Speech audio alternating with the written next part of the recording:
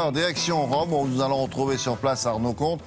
On va vous parler de cette ville à chaque coin de rue, vous le savez, et ce sont des trésors historiques. Et puis il y en a un que les archéologues aiment beaucoup. Il s'agit du mont Testaccio. Si vous n'avez jamais vécu à Rome ou visité Rome, vous ne savez pas ce que c'est. Alors c'est une colline, elle est artificielle. À l'époque, elle l'était, et il y a longtemps, elle servait de dépotoir à ciel ouvert. Seulement voilà, qu'est-ce qu'on mettait dans ce dépotoir? Est-ce qu'on peut dire que c'était comme une décharge aujourd'hui? C'est la bonne question posée à Arnaud. Bonjour.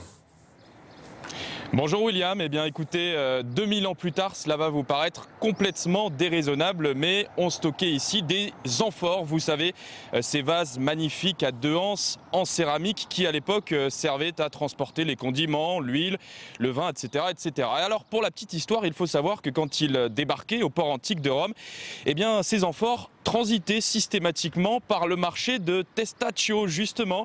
Ils étaient distribués aux commerçants de Rome. Sauf qu'à l'époque, nos amis les Romains ne connaissaient pas notre produit vaisselle. Et donc, une fois qu'ils étaient utilisés une première fois, eh bien, ils étaient tout simplement bons à jeter, si bien qu'à force d'accumuler les tessons d'amphores, eh bien, Testaccio est devenue une véritable colline artificielle. Ce n'est pas une légende, c'est la réalité. Elle vous est racontée par Renaud Bernard et Giona Messina. Regardez.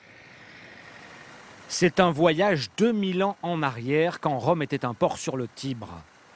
De ce temps, il reste un vestige derrière ces grilles. La décharge publique installée juste derrière le débarcadère. Au fil du temps, elle est devenue une colline prisée des archéologues.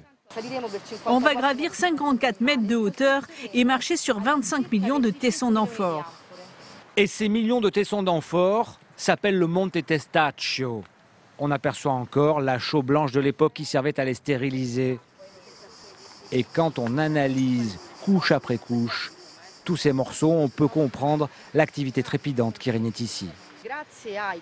Grâce aux prélèvements menés par des archéologues espagnols, on a pu dater les amphores et reconstituer une grande partie de l'histoire commerciale de Rome. Dis-moi ce que tu jettes et je te dirai qui tu es. Au fil de la promenade, on aperçoit encore la main d'un potier qui restait imprimé sur un morceau d'amphore. Je pense aux mains qui ont travaillé cette argile. J'aimerais avoir des ailes pour ne pas écraser ces vestiges. Ça, c'est la démonstration de ce qu'était Rome autrefois.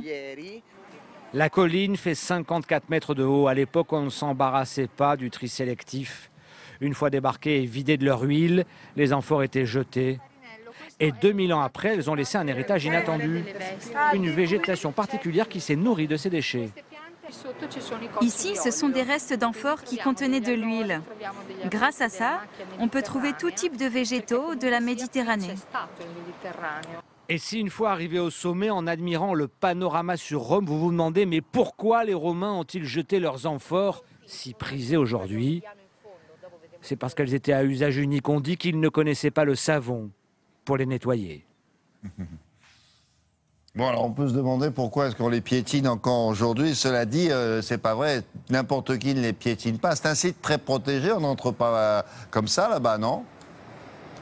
En effet, William, car si vous voulez vous y rendre, eh bien, il faudra une autorisation spéciale. Alors, vous l'avez vu, en raison d'abord de la fragilité des sols, mais également par crainte des pillards, parce que eh bien, ces tessons ont une valeur archéologique inestimable pour comprendre l'empire commercial des Romains. Il faut savoir que chacune de ces amphores était gravée avec la provenance, le poids, la date, etc. etc.